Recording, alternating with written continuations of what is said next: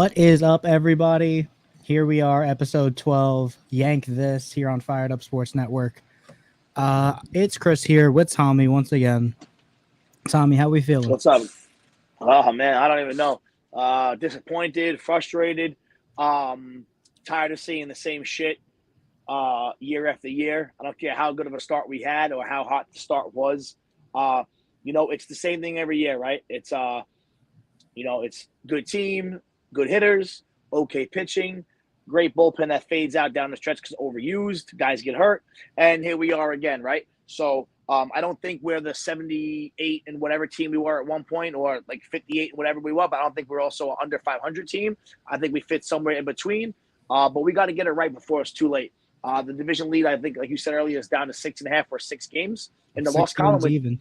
Yeah. So 6 games even now. That 15-game lead is gone. It's a little bit more concerning now than it was about 10 days ago. And we have an off day today and then go into Tampa for 3. If we get swept, which could happen because that's how we've been playing lately, this could be a 3-game lead, okay? And this opens up the door for Tampa Bay, Toronto, and other teams that are close to us. So, honestly, it's a little bit concerning more than it ever has been, to be honest with you. No, absolutely. Especially, we're going in against Tampa. The one thing that I could see as a positive is we don't have to face McClanahan and we don't have to face Glasnow. Glasnow has been out all year anyway, but they're probably down their best 2 pitchers, so we're probably going to run into Kluber, Yarborough, and Springs. Springs has had a pretty good season. Yarborough, not so much. Now, you want to know what? But I'm going to stop. I don't mean to cut you off, but I'm going to stop you right there. You want to know what? Because every time it seems like, oh, the Yankees should hit this guy, we don't. Look at those guys that did that, what they did to us in Oakland, okay? Those 2 guys, really? Yeah. Cy Young candidate Adam Oller. Yeah, so you're telling me we couldn't hit Adam Oller and then the second guy, and we couldn't hit Sandoval last night? Like, come on, man! Like, it's ridiculous. It doesn't matter if these guys are Cy Young candidates or not. We're making them look like Cy Young candidates, and it's pretty ridiculous, to be honest with you. Last night, really frustrating. First and second with no outs, and Donaldson decides not to maybe move a runner over. That might be a good idea. No, instead you swing at the breaking ball. Torres, same shit. 2 unproductive at bats in a row, and then you pinch hit. Then you throw out Waldo out there. I thought I was kind of baffled by that decision because Trevino may have, of course, his cool down along with the rest of the team, but Trevino has come up through in some clutch situations throughout the year, and now you're throwing in a rookie who's only got less than 20 games under his belt in a big game situation and with a chance to win the game. I just felt like that was a bad position to put Waldo. Yeah, it wasn't exactly the best one, but I figured they would listen. And in the Oakland series, he was hitting really well, right? Back-to-back games with 3 hits, whatever it was. So I guess they were trying to ride him and go with him and use him in that spot. But listen, at the end of the day, it doesn't matter if you're scoring and scoring 2 runs and having 3 hits in a game. You can't expect to win, okay? And that's what it comes down to. That's it. There's no ifs, ands, or buts. The pitching has been good enough to win. Cole definitely didn't do himself a favor by throwing a 97-mile-an-hour fastball, pretty much bell-tied to Ohtani. But once again, which we'll get into soon, IKF, huge error at short that would have kept the game at 2. But listen, you can't say the home run still would have happened, right? Because that could have changed the whole at bat. Yeah, okay? you approach Ohtani completely differently with 2 outs and a man on second rather than a 2-0 count with guys on first and second. You don't want to load the bases, so you give him the challenge pitch, and that's what he takes. And that's what happened, right? So you can't say, oh, well, this still would have been a 2-run home run, because that's not the case. You don't know what would have happened. He could have pitched around Ohtani. He could have went. Even then, worst case scenario, it's a tie game. Worst case scenario. Yeah, it's a tie game. He still hits the home run, but you don't have that guy. You don't have Trout on first. So it's just frustrating, man. It's been really tough to watch. I thought Cole was great. Besides that groove pitch to Ohtani that he gave him. But once again, IKF let him down, and I think it's about time that maybe we start giving IKF at bats to maybe Cabrera or call up a Peraza. I know that's going to be something we discuss later, call us, but real quick to touch on it quickly, I think IKF, like you said, batting 260, hits the ball to the ground, not a. Yeah.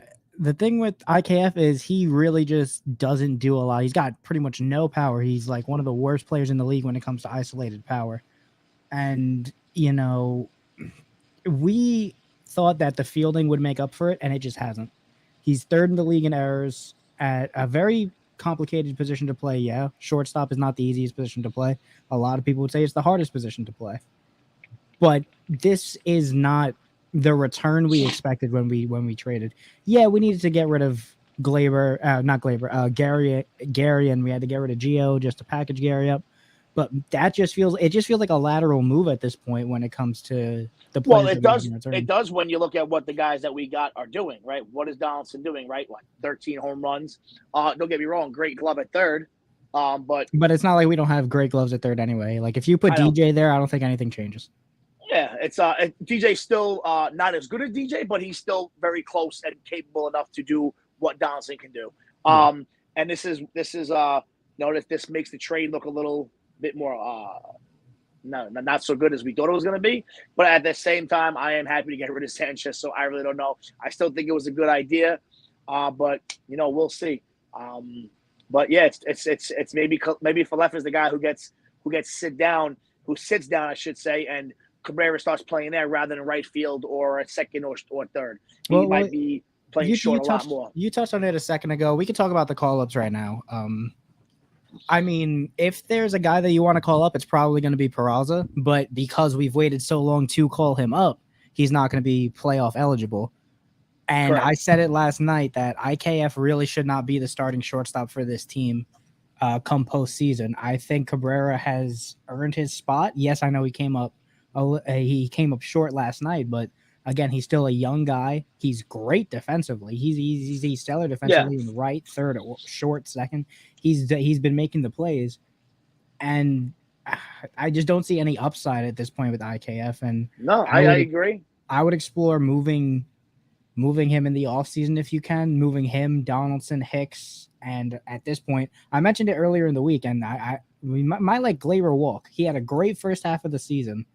But man, since the All-Star break, he's looking really not good. Yeah. Both offensively and defensively. Listen, I was a big component for trading Glaber. I had no problems if Glaber was in any deal for Castillo, like Glaber, Glaber, Peraza, and someone else to get Castillo. I would have did that yesterday. So I don't mind trading Glaber at this day. Then you would slide in Cabrera there, right? Or Peraza there. What does it matter at this point? But it's gonna be really hard to ship off Hicks's deal and Donaldson's deal. Donaldson still has 2 more years of like $40 million. I doubt anybody takes on Donaldson. I mean, honestly, there's always going to be a team that is going to take a solid third base glove, a guy that can hit like 6th or 7th in the lineup, a veteran presence. There's definitely a way to move Donaldson, I think. I don't think it's the albatross that a lot of people think it is. I think he'll have to be paired with one of our decent prospects to be moved, to be honest with you. I don't think anyone's going to say, hey, I'll take a 36-year-old, 37-year-old third baseman who is showing nothing at the plate but still a good glove. Like, what teams really go through the teams in American League? Like, who's willing to do that? Well, it doesn't necessarily have to be American League. Well, even National League. Even a team like Washington. If you add a prospect there, like they might take them on. Well, that's the thing. You'd have to. That's my point. You'd have to add a prospect to a team like Washington who's uploading everybody. They upload everybody because they were going to make too much money. What would make them take on Donaldson at $20 million a year? Well, here's the thing. They are offloading because it looks like they're looking to sell the team. But again, when Soto was on the market, I said everyone should be on the table. Glaber, Donaldson, try and get everybody off the books. For Soto, trade prospects, trade big, massive albatross contracts that will expire in a couple years. It's not like Donaldson's locked into like a 6-7 year deal like Hicks. I'm not going to lie to you. Off the books in a couple years. Yeah, I'm not gonna lie to you. Like I said in the group chat earlier, and then Jeff was like, "That's not what a fan would say or should say." And I was like, "No, but it's what a fan. It's what someone would say when they're tired of seeing the same thing over every year again." Honestly, I'm not gonna lie to you. What did I say in the group chat, Chris? To be exact, something around. I hope they lose the division. I said right. Yeah, you said I hope. You want to know why? At this point, I hope this team loses the division. Okay, thank you. The reason why I said that, and I'm not lying. I'm being really honest here. I'm tired of seeing the same shit every fucking year. Sorry, I'm really getting fed up, man. It's the same thing every year. Oh, the Yankees, and what have they done? Really? Nothing in the last decade. Okay, so I want something to happen that would make them say, we got to move, we got to do something. Blow it up, and change something. Yeah, I understand. Not even blow it up, but just go about it differently. Maybe go instead of spending the money on the position players, get some really good starting pitching, okay? Maybe bring up the young kids next year and start playing them right off the rip. What does it matter? Like, try to get rid of Hicks and Donaldson and IKF and bring up Volpe and Peraza. I don't care. I'm tired of seeing the same shit every year. No. The team hasn't won the World Series since 2009. It's 13 years ago. I was 25 years old. I don't care about what they do every year. Wow, we won 95 games. I was 8 years old. Okay, this is my point. What does it matter? What we're doing is not working. Clearly not working. Yeah. So I want something drastic to happen to where they fucking switch it up. Everyone at the off season and then the trade deadline, everybody was hyping up Brian Cashman. I've wanted this guy's job gone for the last like 3-4 years. I just didn't. I don't see. He sat on his hands. He's made some really bad, questionable moves. He inherited a lot of people, me included. Jeff just said Peraza's being promoted. Good. About damn time. Sorry to cut you off, Bob. No, you're good. This should have happened a couple weeks ago. But I've been trying to say that Cashman is just not capable of building a championship team. And you want to know what, though? I don't even know if it's Cashman's fault. I'm going to be honest with you. I'm going to be honest with you. At the end of the day, he's the one that's making the yes or no's. Yeah, I agree with you. But at the same time, this ownership, there's a reason why Hal and them got booed at Paul O'Neill's retirement jersey celebration is because they don't like what Hal and Hank are doing. They don't. You think that the father George would have let this shit happen? Honestly, Chris. No. Judge would have been signed. This guy's turning over in his grave. Turning over in his grave. Look at 2019. We go and get Mark Teixeira. We go and get CC Sabathia. We go and get AJ Burnett. Okay, where are Nick these big Swisher, signings? Not Curtis Gregg. Curtis Gregg's team next year. Just to do something to switch it up, and it's just, like I said, it's just really hard to see, man. We got these young prospects. Let's go. Let's see what they got. What else? Let's give the team a shot in the arm. Well, you were talking about next year. I'm not sure what the free agent class for pitching is next year. I could look that up, but I would be lying if I said I knew. We just need if we can keep our starters healthy. Cole still an ace. Nestor, if he could continue to show this improvement. If Severino can stay healthy, maybe you have to put him on an innings restriction. As well to make sure that he's able to stay and maybe he doesn't get 30 plus starts a season, 25, 27, something like that. Yeah. Tyon, I think, is going to be gone too. I don't see us re-signing Tyon at this point. No, I wouldn't. I'd rather give it to Clark Schmidt or one of those guys down. Bring up Clark Schmidt. Domingo Herman is looking like the guy that he was 3-4 years ago when he was a high-touted prospect. Yep. So pitching, I think we should be good, but again, I would have to look at who's available in the free agent market. I would even trade prospects at this point to get some good pitching, man. Like I still don't like that decision not to get Castillo. No, yeah. Honestly, I would have taken Rodon too. I would have taken Rodon from the Giants. Do you know that the Mariners are 41-19 in their last 60 games? Yeah, they have the best 60-game stretch in the league. Are you kidding me? But they got good starting pitching. Yeah, but I mean they also got great hitting. You know, J-Rod looks like he's going to be offensive rookie of the year for the AL, just because he's been absolutely outstanding. I love Ray's comment, by the way. Oh no, yeah, like I put the meme in there earlier. Like we're service time champions. We should have called these guys up a couple of weeks ago. If Ray not a month ago. I'm not going to use the word Ray used, but he goes blank. Only reason they did it because it's roster expansion. You're right. You know what? This guy should have been called up weeks ago because this team needs a shot in the arm. Cabrera gave us a shot. Why not call up Peraza as well? But I'm telling you right now, dude, IKF, I would love to especially with the struggles of IKF and Gleyber Torres right now. Because they've both been playing like start not great. Tell you right now, tomorrow in Tampa, start Peraza at short and put Cabrera at second. Yep, have them run the middle infield. Have DJ at third, Rizzo at first, Trevino behind the plate, and then still no word on Bader. There's a lot of decisions, buddy, to be made if these kids come up. I know Greg, they won't be able to play the postseason. Most of them, Cabrera will, but come playoff time, if IKF ain't playing, or you're going to have a lot of guys for only X amount of spots. So they got to figure it out soon. They really do. All right. So in terms of starting pitching, we got David Price, Chris Sale. Chris Sale's kind of cooked. David Price is kind of old. DeGrom, he's not leaving the Mets. Verlander, he's got an option. Rodon, he's not going anywhere. Syndergaard, Charlie Morton, Nate Eovaldi, Clayton Kershaw. Okay. Like, so every single guy that you said in that list, I wouldn't want on my team because of old age and not durable. Yeah. There's not one guy I would sign there. Yeah, there's really not a obviously Jacob DeGrom, but I don't think he's leaving. He's not leaving the Mets, and he's got a player option. He's probably, I mean, he could decline it just so he could ask for a raise, but because I mean, if he stays healthy, if he stays healthy the rest of the year, I would decline it if I was him and try to get one more decent 3-year contract for decent money. I don't know what he's owed. I don't know what he's owed in his player option or what he's making this year, but might not be a bad idea for DeGrom if he stays healthy and pitches good in the postseason to come back, but ask for more money. Severino's got a club option. We should pick that up, right?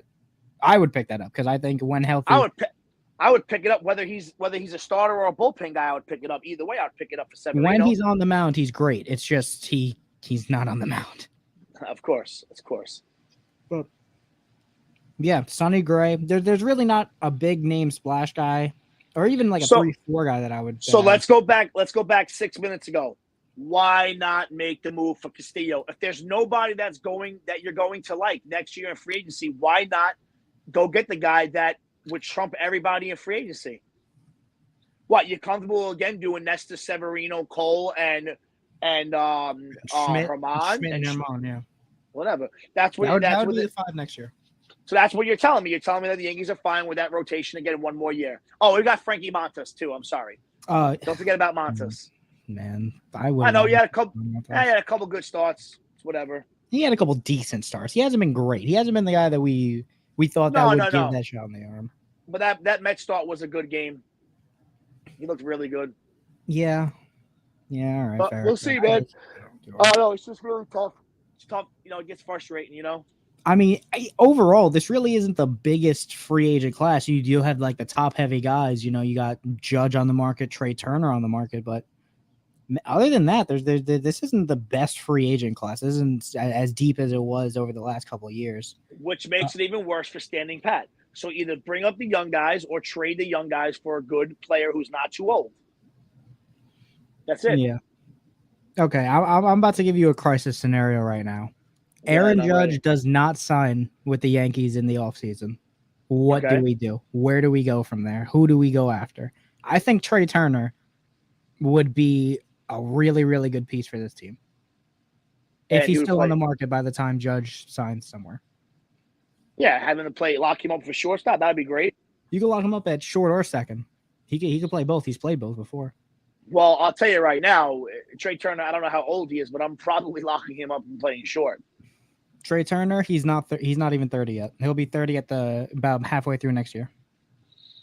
See, let's say 4 good years out of him at the shortstop position. Then you can move him to second if you have to. Yeah, I don't know, man.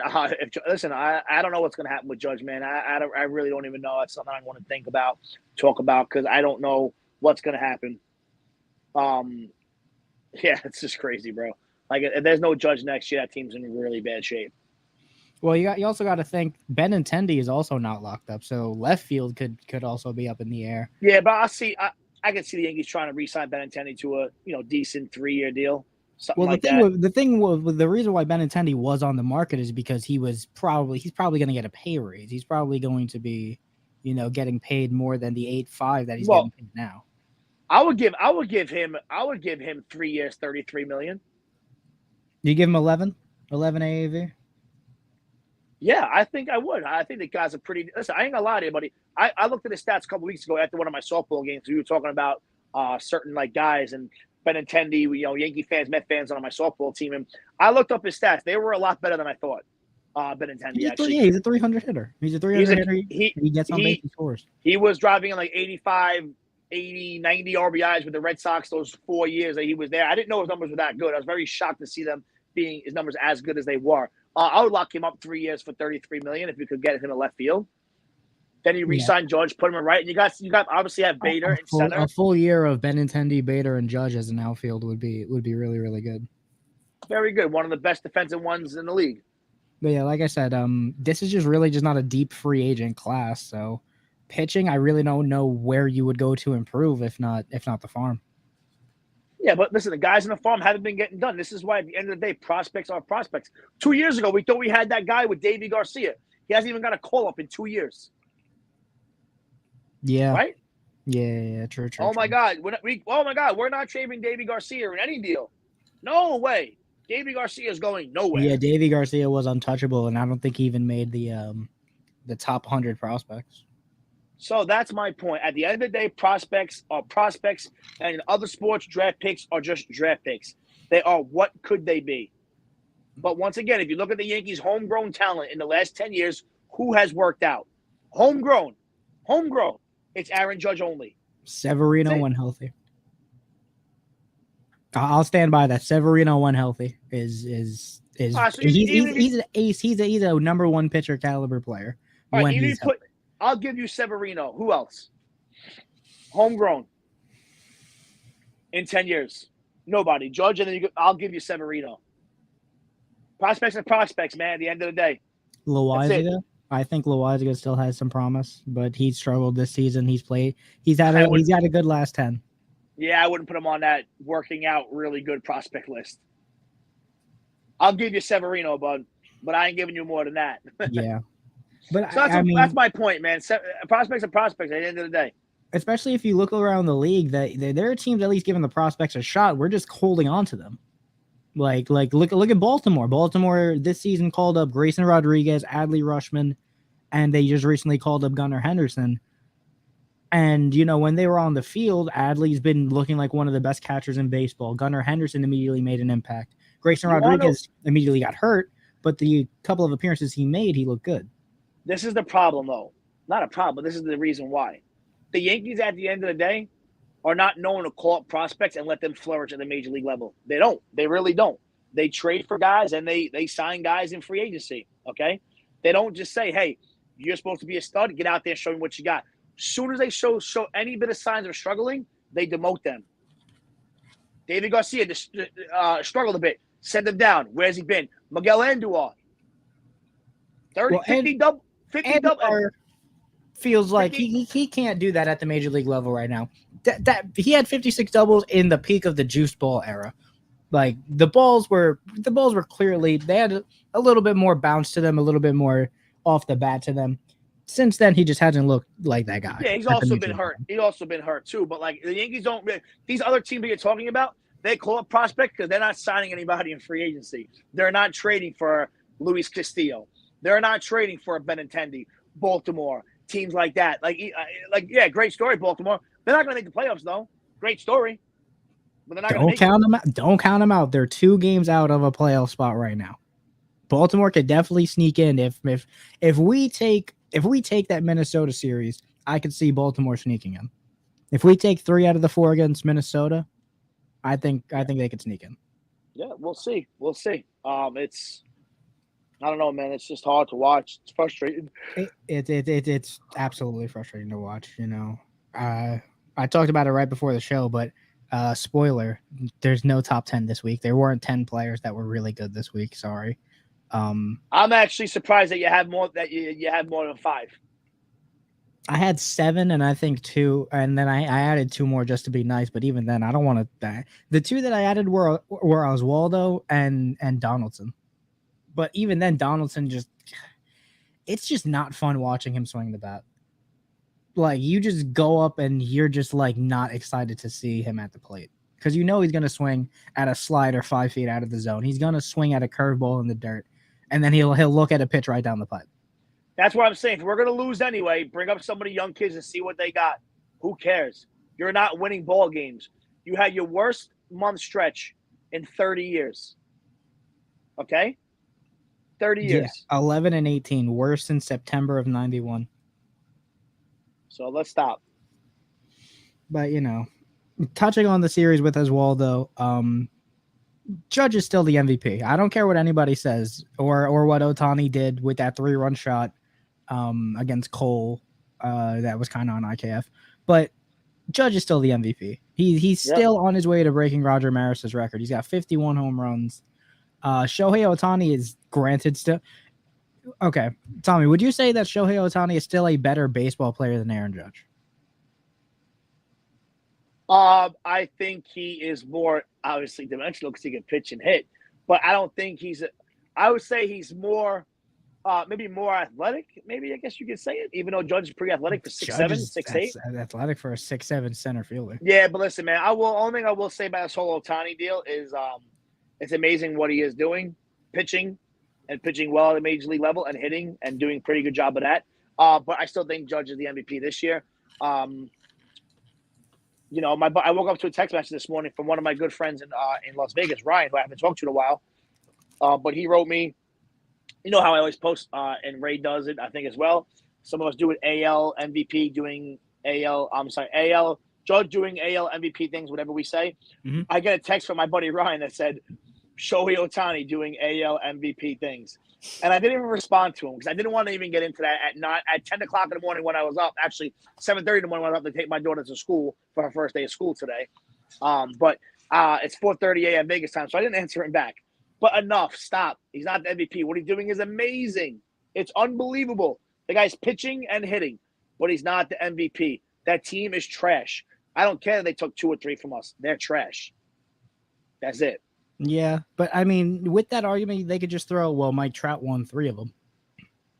Yeah, but he was also doing team. Yeah, but you want to know what, though? If you looked at his numbers, they were pretty insane what he was doing. He led the American League in like every category. And what Ohtani is doing, is it? Not as amazing as hitting. Not as amazing as Trout's offensive numbers and what his WAR was defensively. No, not as amazing. I don't think so. Listen, Judge is leading the American. I'm of course on the side of Judge as an MVP. I'm of course on the side of Judge being the MVP, but I could see the argument against it just because this is not an everyday player. This is somebody that. So guess what? Then the next 7 years, give the AL MVP every year to Ohtani. Then, because you want to know what? If he bats 270 and hits 30 home runs with 85 RBIs and wins 10 games, he's going to win the MVP every damn year. Every year. He is. Yeah. I think the story, it's not as big a thing in baseball, but I think all the hype and drama and story around Judge is definitely going to help him with the contract situation and the record chasing and just how great he is and how likable of a guy he is. I think he's got it locked up this year. Or the fact he's going to bat almost 300 with 60 home runs and 140 RBIs. That's the reason why he's going to win the MVP. Screw everything else. Screw the contract talk. Screw this, screw that. The guy's going to hit 60 home runs and 135 RBIs and bat 290 and play the best right field, close to the best right field in the major leagues, along with Betts and players like that. Like, come on. Sorry, I don't even think it's close this year, dude. I don't. Okay. Agree to disagree. I just think that, when you look at a player like Ohtani, it's just hard to go against it because, again, you got the story with at the end of the day, it's people voting on this. And sometimes people will let their emotions dictate where they're going to swing. And they're going to be like, I've never seen a player like Shohei Ohtani in my life. This guy deserves it. This guy is a 270 hitter hitting 30 home runs. And he's pitching to like a 3.3 ERA. I'm going to ask you a question. What other sport gives the MVP to a non-winning team? No other sport. Basketball, never. Antetokounmpo, LeBron, Steph Curry, win.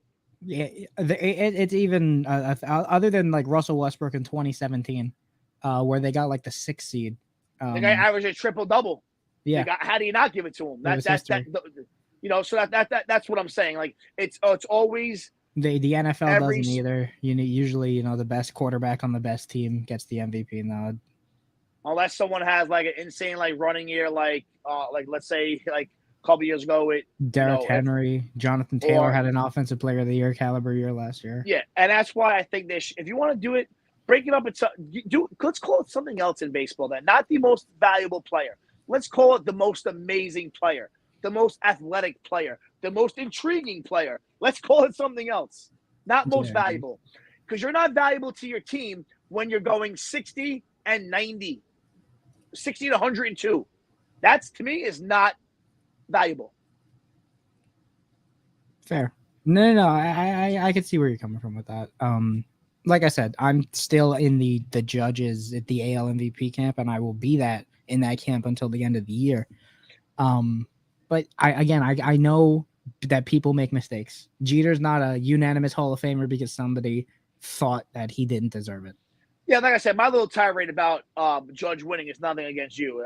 It's more so for everybody else because even Angelo says it like Ohtani's not the MVP, and that's a Mets fan. This has nothing to do with me being a Yankee fan. It's other players, other people too, who are like, dude, it's no way. It's definitely Judge. Like, I get Ohtani's great, but he's not valuable. So, like I said, it's not just me feeling this way. It's a lot of other people.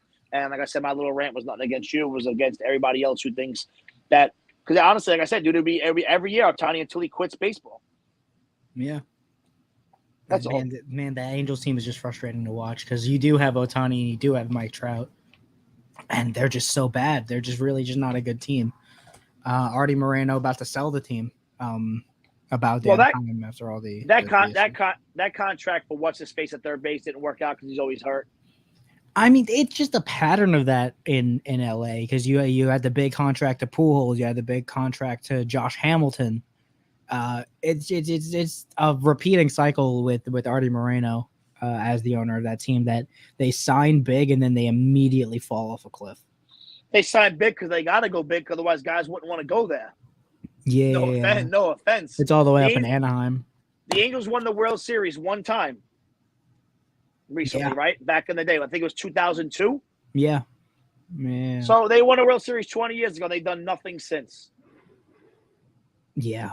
And it's crazy that in Mike Trout's career, he's only been to the playoffs, I think, once or twice. He's got more MVPs than he has playoff appearances, and he's been the best. He's arguably the best player to ever do it. But let's stop talking about bad teams. We talked about it earlier. Yankees, their lead is not what it once was. They don't have a 15-game lead on the division. They don't have they aren't the best team in baseball record-wise, not even close at this point between the Dodgers and Houston. I brought it up. I think we need to start looking at other teams that can beat this Yankee team other than Houston with the way that they're playing. Right now? Yeah. They could lose to Tampa in the playoffs. They could lose to Toronto in the playoffs. They could possibly lose to Cleveland. 2 weeks ago, you heard me on the show. I said that I didn't think anyone could beat the Yankees in the playoffs in the AL except for Houston. Watching this team the last 7, I don't think it was last year. I think it was 2 weeks ago on the show I said it. So let's call it back even 10 days ago. Even over the last month. We were saying the same thing a month ago. So over the last month. That's changed for me. 100%. I think they could lose to Tampa. I think they could lose to Toronto. I think they can lose to Cleveland. And they can most certainly lose to Seattle if they get in. Yep. Seattle's looking like the best, the hottest team in baseball right now. At 40, what was it? Was it 49-11 or 41-19? 41-19. Jesus Christ. Yeah, like this, it's just frustrating to watch this team right now. And, earlier in the season, they had that electricity. They were, they were fighting at the plate. They were comeback after comeback. It was the most secure lead. And, they would always make a comeback. They led the league in walk-offs and they weren't giving up. They had the least blown leads in the league. And now it's just like we have the second most games with 3 or less hits in baseball behind the Tigers. It's like they're down 5-1 in a game and they just kind of give up. Okay, there's always tomorrow. Like 6 weeks ago, 5 weeks ago, we're down 3-1. No problem. A boop and a blast, base hit, shot in a gap, 3-2, whatever. It looked like we could win all the games. And now we can't win. We're out of it. And now it looks like if somebody scores in the second inning, the game's over.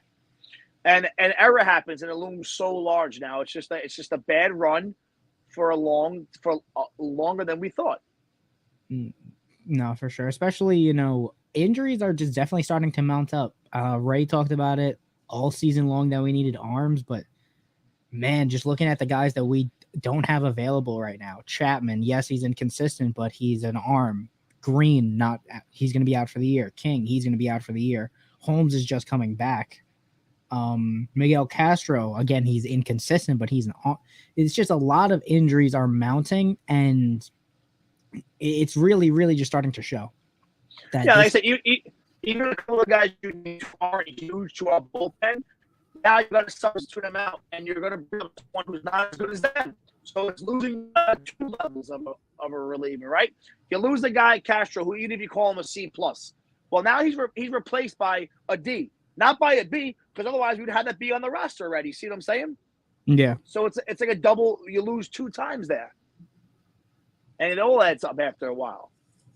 And then Montgomery got knocked around in his last start against Atlanta. And I was going off about him, but again, we just haven't seen anything from Harrison Bader yet. And he's a guy that has spent a lot of time injured over the last few years. He's got the injury this year. We still haven't seen him suit up. He had, even in 2020, when the shortened season happened, he missed about 15 games. And he would have missed more because he had a broken rib.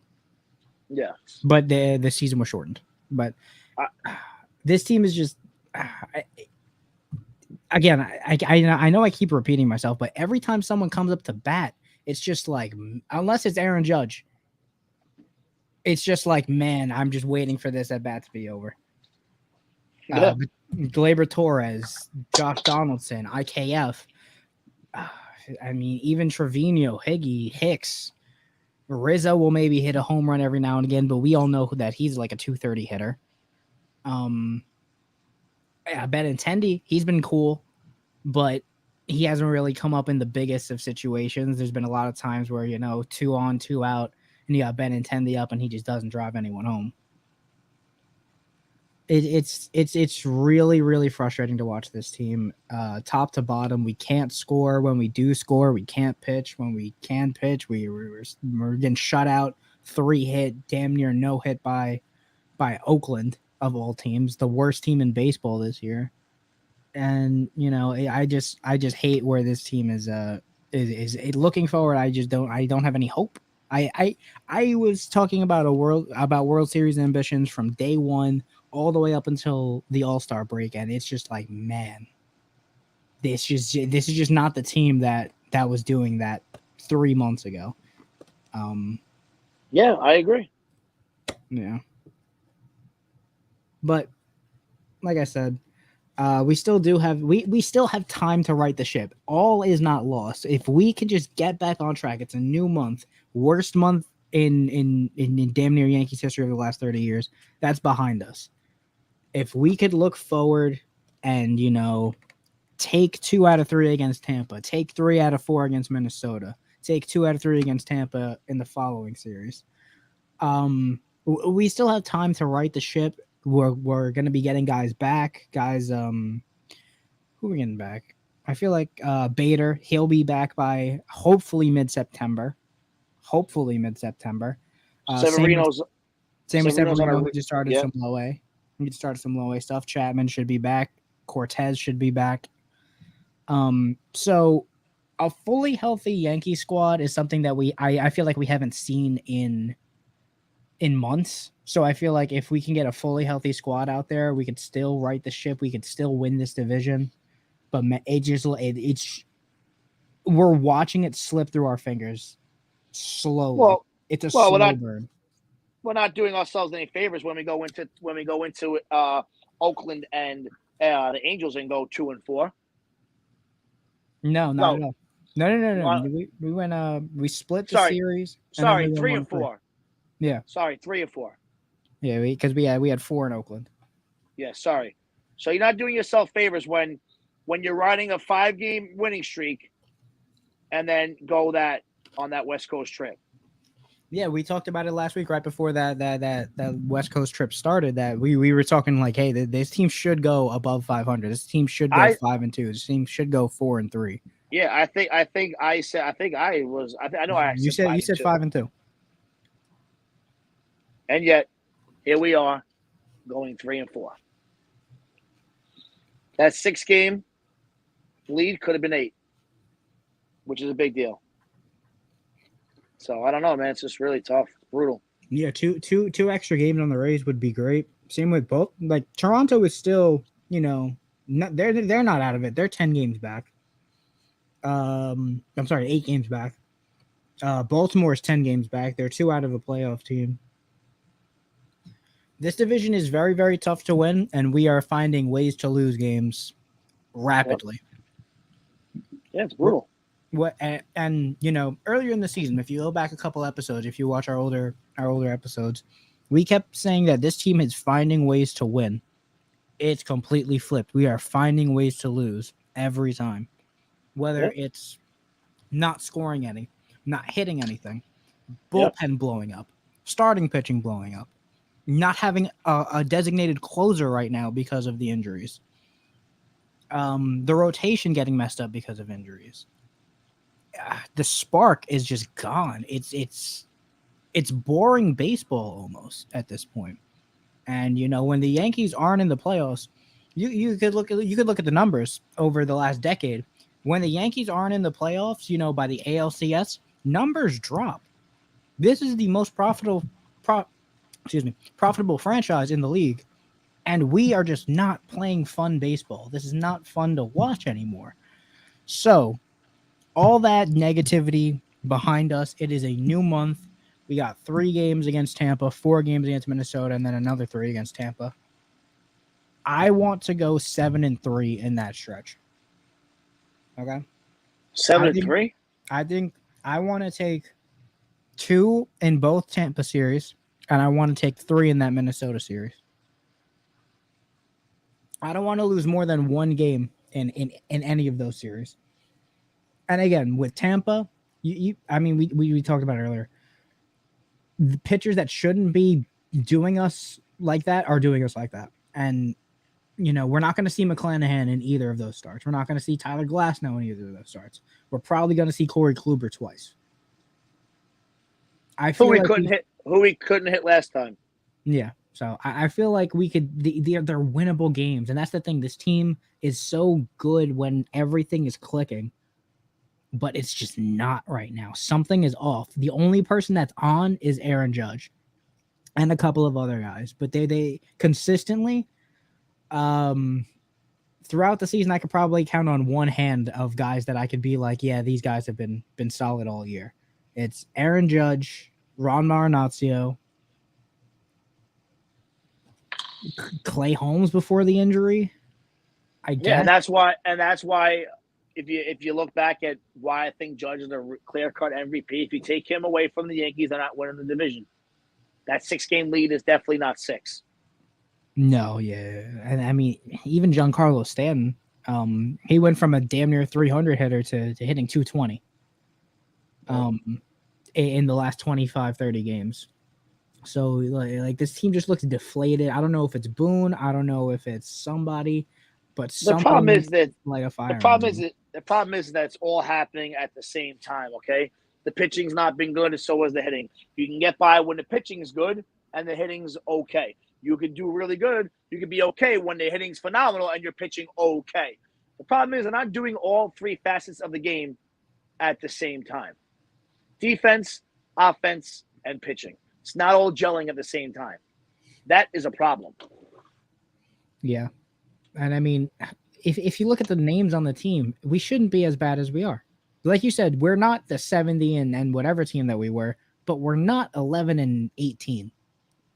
You know, that's not the way this team should be going out right now. Yeah, it's like I said, it's a combination of both. I thought before the season started, I thought the Yankees would win about 92 to 95 games, and that's probably where we're going to wind up. I saw the team as a 100-game winner just because I felt like we did improve from last year, and we won like what 103 games last year, 100 even. I feel like we won 100 games last year. Honestly, I don't even remember. Was it that high? I feel like it was. I can look it up right now, but I feel like we improved as a team as opposed to last year. And it doesn't look like we're even going to reach those peaks. And again, when you look at the team that we have, it shouldn't be like that. I agree. Because, you know, if we're looking at a fully...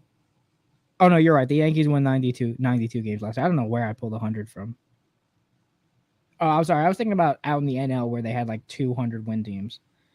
Um, but yeah, this team is just frustrating to watch. I'm tired of talking about them, even though it's our job at this point. Yeah, I know.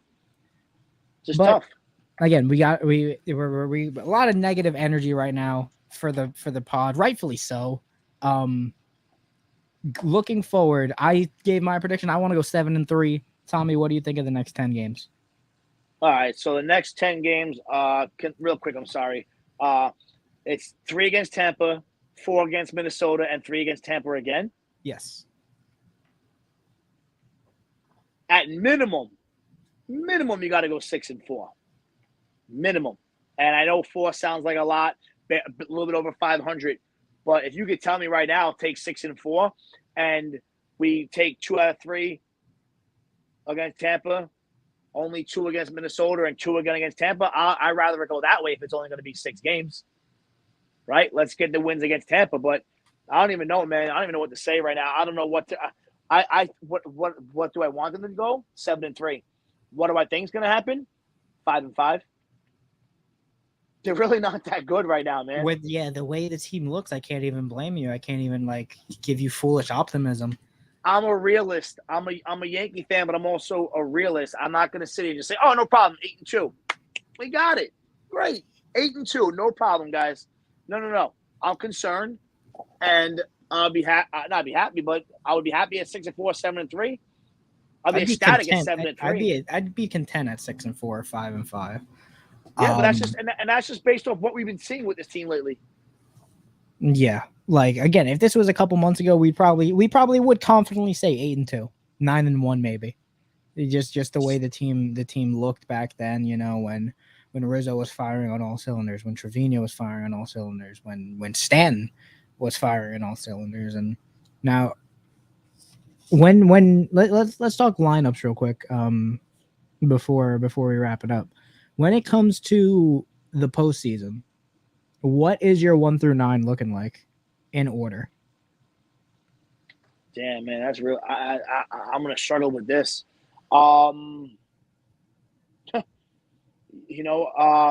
Judge is clearly in the top 3, right? Yeah. Judge hitting one, So two. I would say batting first and playing second or third, maybe even third, LeMahieu. Okay. Batting second, playing left field. That's postseason. So I'm gonna say LeMahieu at third. Okay. Okay. Yeah. Batting second, playing left field, Benintendi. Okay. Batting third, playing right field, Aaron Judge. Fourth. I don't feel comfortable with Stanton at cleanup right now. I really don't. Anthony Rizzo probably batting cleanup.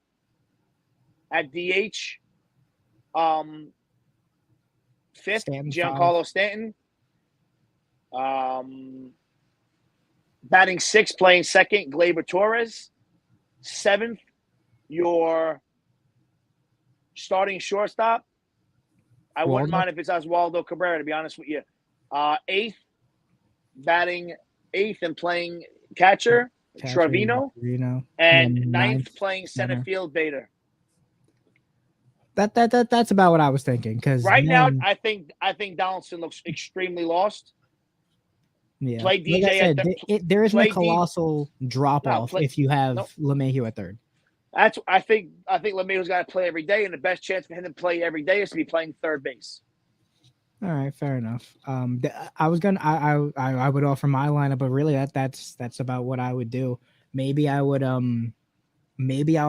swing Judge up at second. Yes, maybe put LeMahieu first, Judge second, Rizzo third, Giancarlo fourth, Torres fifth, Rizzo fifth, or whatever. But I just have to have. I don't even know, man. I have to have maybe Bader, LeMahieu, Judge, and I would have Benintendi in the 6th spot because he can hit. Yeah, he can knock guys in. If you got Judge or Rizzo, because Rizzo, he doesn't have the best batting average, but he does work a lot of walks. Yeah. He's got a great eye, which is not the same I could say for guys like Stanton or Torres. I actually want to write this down on a piece of paper because I feel like I need to look at it in order to get it really accurate. So just give me a second. I'm going to switch it up. I'm going to put DJ first, playing third. Okay. I'm going to bat Judge second, playing right. I'm going to put Rizzo third. Okay. Playing first. Stanton fourth. DH.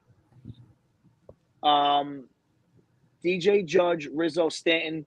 Fifth, I'm going to have Glaber at second base. Okay. Sixth, I'm going to have Benintendi in left. Seventh, I'm going to have Cabrera, and that's shortstop. Okay. Eighth, Trevino catching, and Bader ninth playing center. That's what I would do, dude. Literally, DJ at third, batting first. Judge at second, playing right. Rizzo third, batting third, playing first. Stanton DHing. Rizzo. Check that. Torres batting fifth, playing second. Benintendi in left, batting sixth. Cabrera playing short, batting seventh. Trevino eighth, catching, and ninth Bader in center. That would be my lineup in the playoffs. Donaldson's out right. Donaldson's out right now.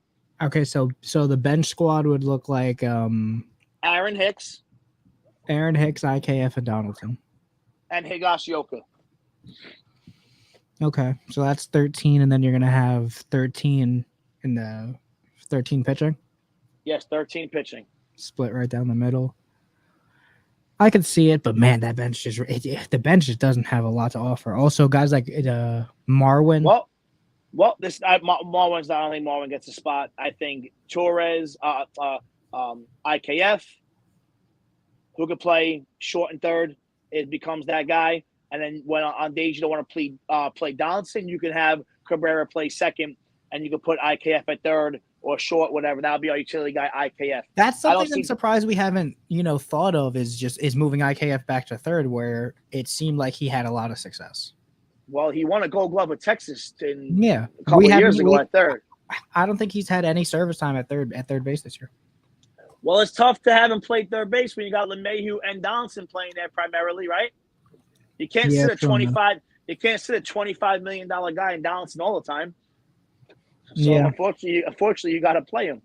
So like I said, that's about the lineup I would throw out there when it comes to the playoffs. It's just, man, that bench just doesn't have anything that I would be looking forward to. But that's what happens when you don't call up any of the young players who could give you a pop, because you don't know what they're about because you haven't played them. And now you can't, when you call them up now, they get 2.5 weeks at the bigs, and you got to send them back down once their rosters get trimmed back down to 26 players for the postseason. So you're stuck with that bench. You don't have to like it, but you're stuck with it. Listen, you don't gotta tell me that. I've been calling for Peraza's call up since like the All-Star break. I've been in the group chat saying that, hey, Peraza should probably come up. But we waited, we sat on our hands, and again, that's the thing that I have gotten on Cashman about in the past, where it's just standing pat, not doing anything really impactful. But it's time to look forward.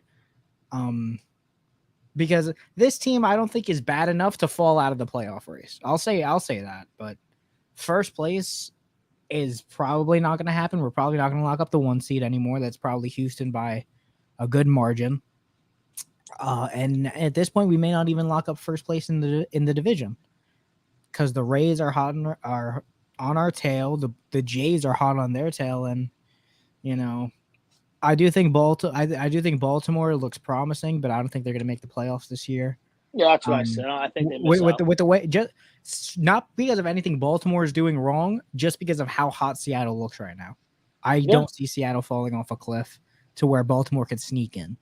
And Boston, they're the team that did fall off a cliff. From a couple of months ago, they were like they were a solid team to start the year, but man, did they just tank after that. Still weird that they kept on to JD Martinez, Bogarts, and those guys, but I'm not trying to get into the head of the Red Sox ownership. But yeah, like, this is still a playoff team.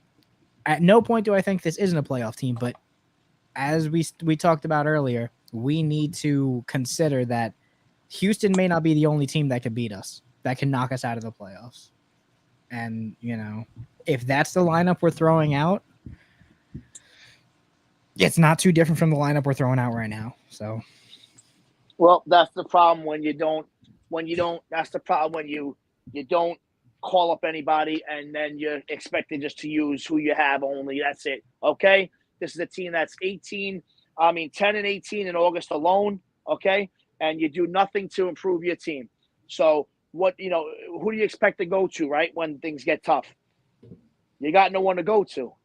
Yeah. And when it comes to pitching, I feel like pitching is a little bit more cut and dry when it comes to this team because you're gonna have Cole, you're gonna have Montas, you're gonna have Nestor, you're gonna have Severino. Tyon's probably gonna come out of the pen, so that's 5 guys right there. Loizaga, Chapman, Trevino, Trevino, Schmidt. Schmidt, Holmes, Wandy Peralta. I mean, I have it written down still over here, from a couple of weeks ago on who the bullpen's going to be. Marinaccio. Marinaccio. So it's a 26-man roster come the playoffs, okay? We already got 13 of it locked up. Yeah, we got 13 locked up when it comes to like the offensive side of the ball, but pitching I feel like is going to be a lot more cut and dry. You're good. Yeah, I feel like it's just a lot more cut and dry when it comes to the offensive side of the ball.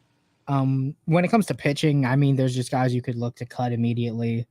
Litke probably shouldn't be here. Britton probably won't come back. Efros is probably going to make the roster as well, but we do have 5 years of control. I would like him on the roster come playoff time, but if we need to make a decision and he becomes an odd man out, he's on. Yeah, no, he's on the roster though for sure in the playoffs. There's no doubt about it. I don't think that's even a question, brother. I think he's on the roster for sure. Oh, we also got Domingo. Yeah, Domingo's always the guy we forget about when it comes to these talks. But Domingo, yeah, well, you want to know what's funny is I write it so quickly and so sloppy that I can't read some of my handwriting. Yeah. Yeah. Yeah. Let's hear this top 7. Okay, got you. I got you. I got to hear this because we definitely don't have no top 10 worthy guys. No, of course not. This team has been really, really bad. Number 1, I'll even do it backwards since we don't have a full 10. Number 1, obviously it's Aaron Judge. Again, the only guy that's been consistent throughout the entire year. He's just been he's been him. He's been that guy. He's been the MVP of the league. And even in a down month, even in the Yankees' worst month of the season, he hit 290 with a 1.1 OPS, 9 home runs, 22 RBIs, and he walked more than he struck out. Yeah, that's and like I said, man, that's still to me MVP stuff for sure. Absolutely. So no arguments. Aaron Judge number 1. Number 2, I do have Domingo Germán, which is what made me think of it. In August, 6 games, 32 and 2/3, 22 strikeouts, and a 2.08 ERA. I ain't gonna lie to you. I like Domingo Germán a lot as a pitcher, but like our good buddy Jeff says, it's hard to root for the guy because what he does in his personal life. I got an 11-year-old daughter. I've been married, whatever. I know that doesn't really matter, but as far as the way he treated his wife, to me was disgusting. I know when I hear to talk about what guys do off the field, this is on the field as a player standpoint, but like Jeff said to me at the bowling last week, it's really hard to root for that guy. And that's what Jeff told me when he pitched against the Mets. He's like, I can't stand this guy. And obviously Jeff's a Met fan, but our point being is that, it's hard to root for somebody who does something as disgusting as he does. But like I said, he's been great. We needed him, but I can't stand him for what he does. No, you're absolutely right. Yeah, it's there's an argument to take the art away from the artist, but some things you just can't do that with. And yeah, and like I said, as much as he's been great for us, I can't stand the guy, so it's hard to root for when he's pitching. Even though we do need him to win games. But that's a good point. Put him at second, buddy. I agree. He's been really, really, really good for us lately. All right, so number 3, I do have Jonathan Loizaga. Over his last 9 appearances, 8 innings pitched, only 1 earned run and a 1.13 ERA. He's looking like that guy that looked to be the closer of this team. or someone that we expected to be the closer of this team at the beginning of the year. He's starting to look like that guy. Yep. Since coming back from his injury. Number 4, I got Andrew Benintendi. Over his last 15, he's hitting 290, 3 doubles, a triple, 2 home runs, 7 RBIs. He's surprisingly been the guy with the pop in his bat recently. And, of course, stellar left fielder. Not much more to add when it comes to Benintendi. We talked about him a ton during the show already. Yeah, I'm a big Benintendi guy. Especially watching him play now a lot. Dude, I always plug, older episodes, but you could just hear how much I wanted Andrew Benintendi on this team in the past. No, I remember. So, I'm always happy to wave the Benintendi flag. Number 5, Garrett Cole. Last night was not his fault. It really wasn't. That was really more on IKF. You completely changed the dynamic on how to pitch to Ohtani. You probably pitch around Ohtani. I agree. Second and 2 outs. The only thing I will say that bothers me about Cole, dude, when you have a tough inning or a tough game, enough with the excuses.